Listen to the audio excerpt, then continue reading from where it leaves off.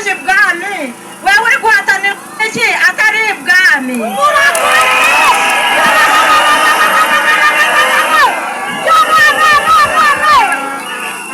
njyewe amazina yanje ndi Nyiraguhiga Christine Vice Chairperson Kamonyi Village. Njyewe ikibazo canje kiri kuja kwa Muzeyi Emma.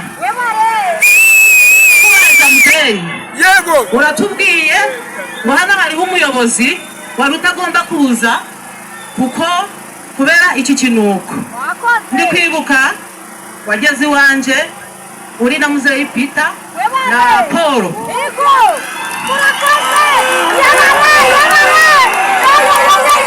Hatumvike ni kukubaza kubazanye Paul ukamushakira akaruru kuva imyaka 5 ishize tudafite MP wigeze utugeraho ngo tubwire ngo umuntu nabasabiye akaruru ari gukora nangwa